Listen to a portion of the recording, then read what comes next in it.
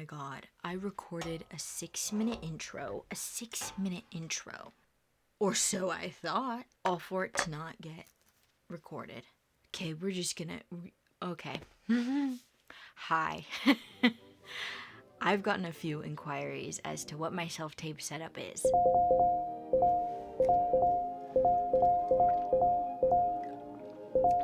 And I have good news and bad news for you. Bad news? I already told you bastards what my self-tape setup is. It's my first ever video on that page. Good news? I'm gonna break it down for you again. The videos that these comments are coming from, these fun, elevated self-tape videos that I post on social media and sometimes to my acting reel. These are not auditions. When I use this setup for auditions, which is like about half the time, if even, I don't go as stylistic with it. I don't add music to it.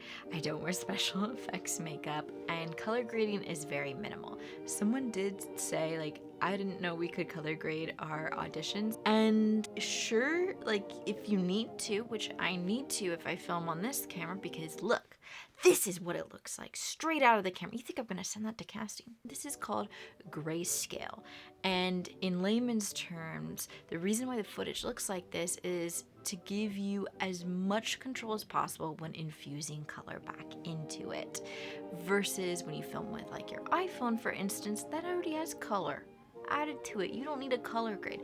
So to answer that question, which wasn't really a question, it was just more of like this statement to the ether. If you're filming on a cinematic camera, then you should color grade. Yeah, don't go crazy, but sure, go for it, please. If you're filming on your iPhone, or like, I don't know, you're like power shoot, whatever, I don't know. You don't need a color grade. You don't need a color grade. I need to give you guys some disclaimers before I jump into this self-tape setup. This is a very overwhelming setup if you are not also a filmmaker like me.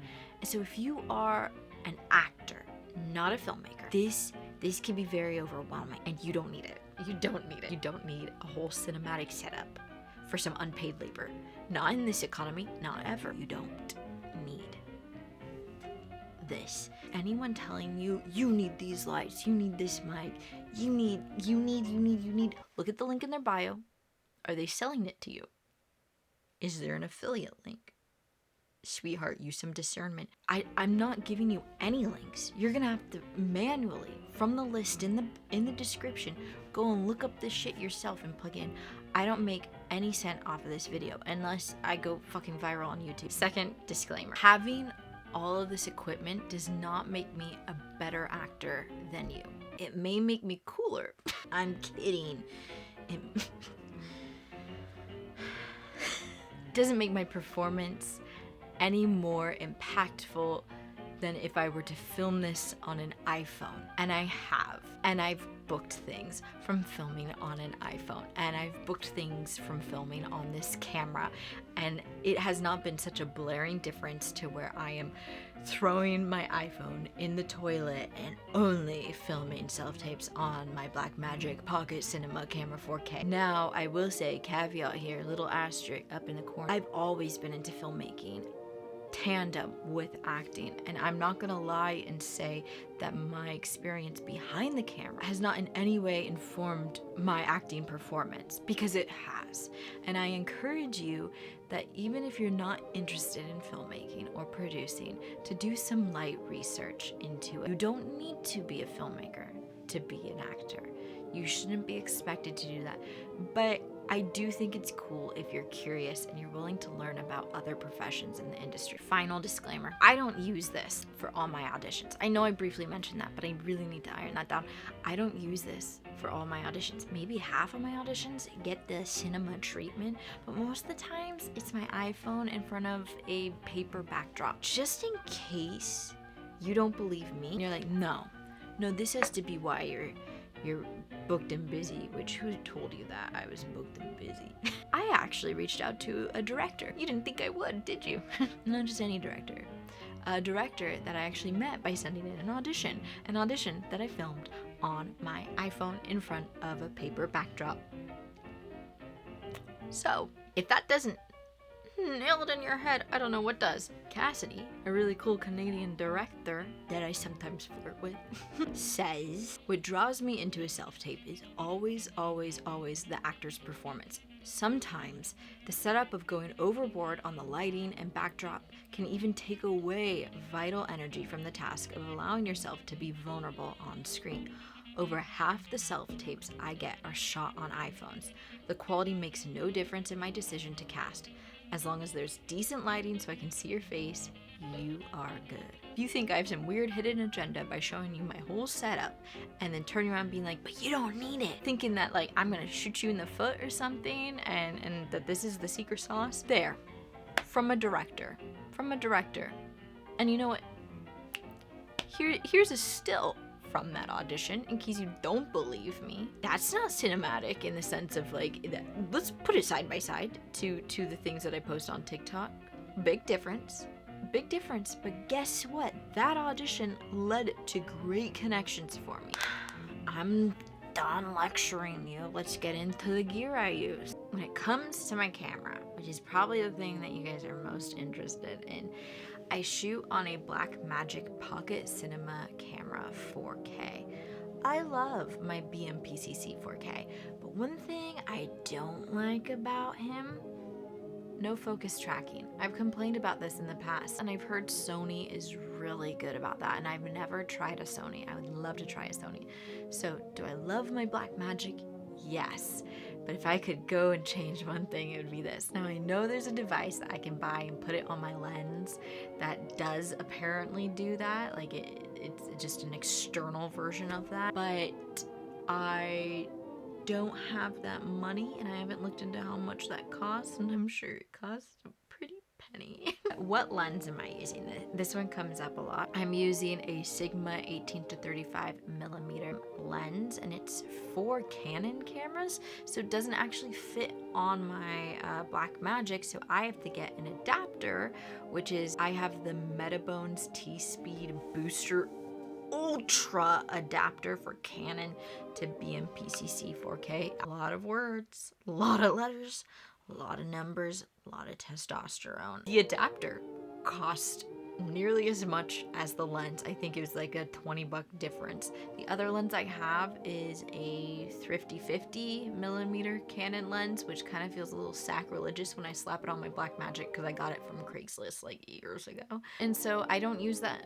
often, so I opt for the 18-35mm lens, and I control my camera with the Blackmagic app on my phone, so I can change the focus on here, hit record, which is nice. I think most cameras can do that now, so it's not anything snazzy necessarily. My camera is sitting on a tripod, which I do think you should, if you're getting a really nice camera, get a really nice tripod, because that's essentially your insurance. And that's a Magnus Rex 5000H 2-stage video tripod with fluid head.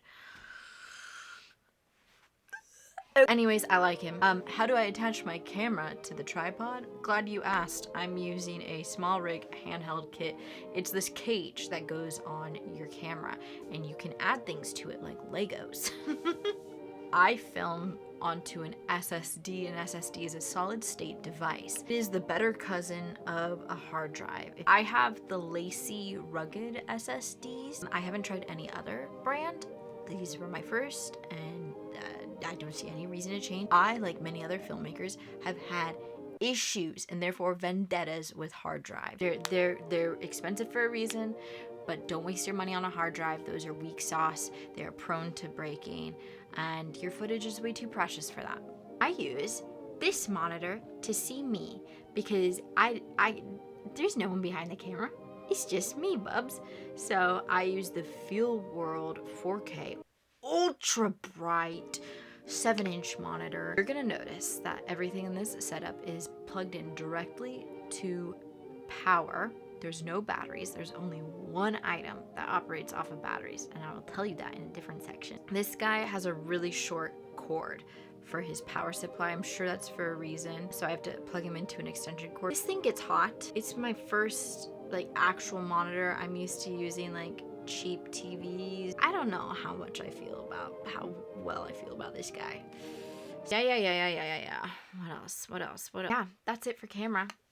Stoked. Next section, lights, baby. My key light is a huge softbox by the brand Great Video Making, GVM.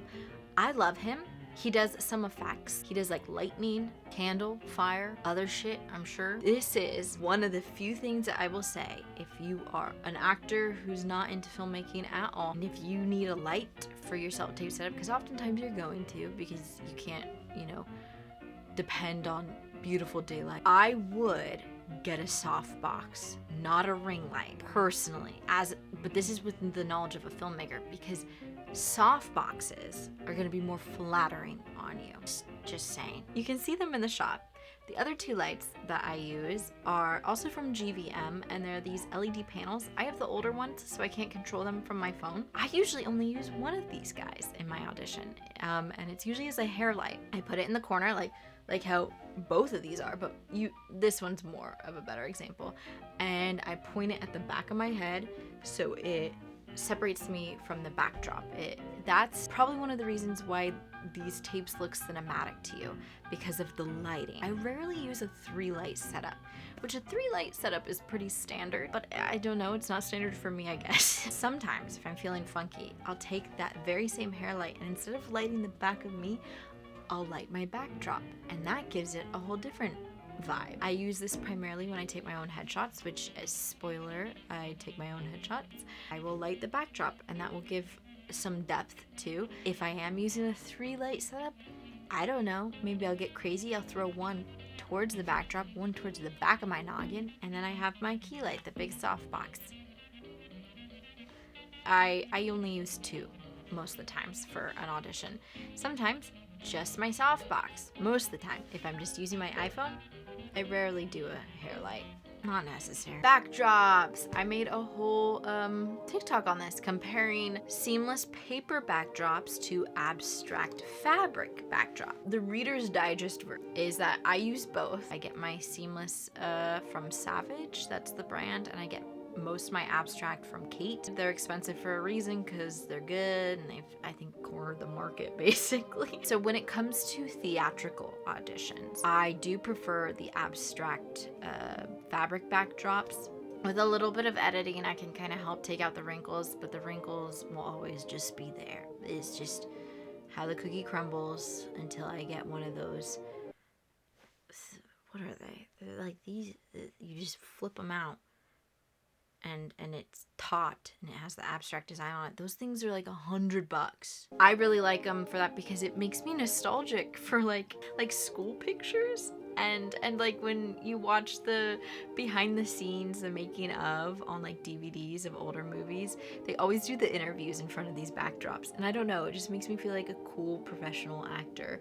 And I just enjoy those cozy vibes. But when it comes to a commercial, I'm just using the seamless paper backdrop. I'm not using abstract. I'm just keeping it very clean, very efficient, usually because those have a higher turnaround time, and I have paper backdrops mounted. If you're gonna get a paper backdrop, get a wide one. You're gonna need it. Trust me, you're gonna need it. You don't think you will? You will.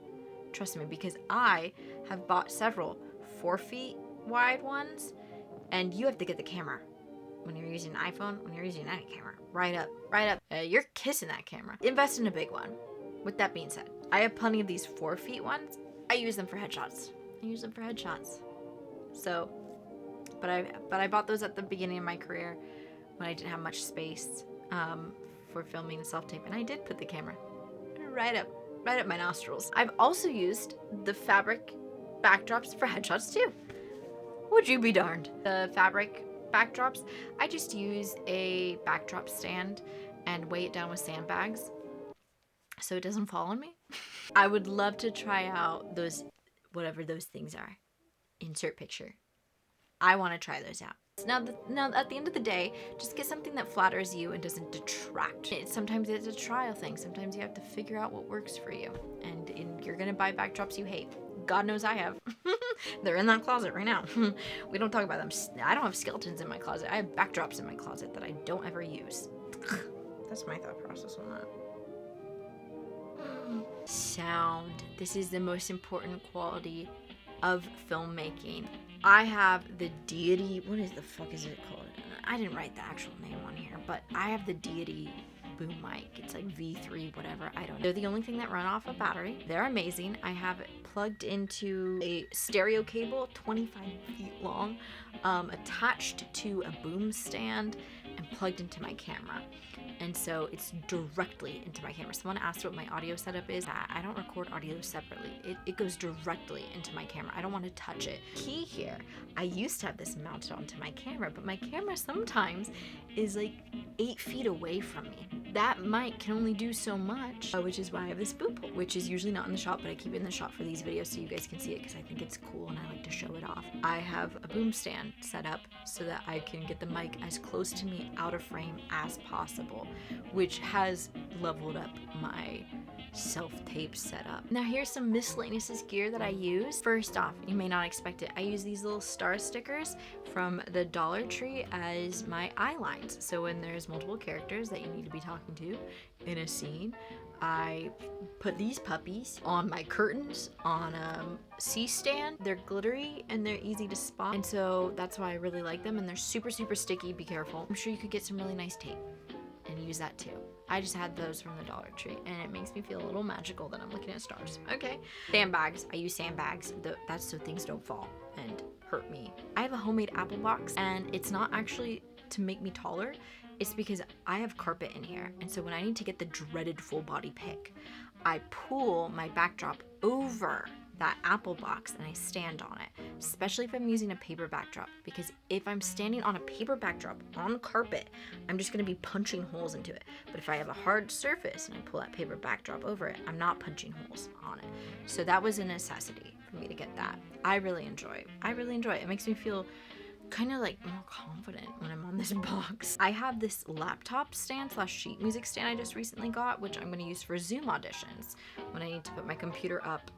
So that's just, you know, I also sometimes put it on the side to hold my sides so I can be like looking at them as I do my thing. It's just nice to have that. Forgot to mention, so all those scenes that I post on my TikTok and I put on my reels, those, like I said, are things that I write myself. They're my own intellectual property because you're not supposed to post your audition. I saw though an issue here is that for especially film actors, there's not really enough copyright free, like free use material to use for your acting reel / just to like humble brag, not so maybe humble, I don't know, on social media. So I and a few writers have been creating self-tape scenes for you, where even if you just want to practice it, you can. You don't have to post it, but I've linked the Drive folder below in the description. You can post these on social media, you can put them on your reel. All you have to do is either in your slate or in the description of your video, just credit the author. That's available for you guys. If you do any of the scenes, please tag me. I'd love to see them. I should have lied and said I used this Barbie camcorder.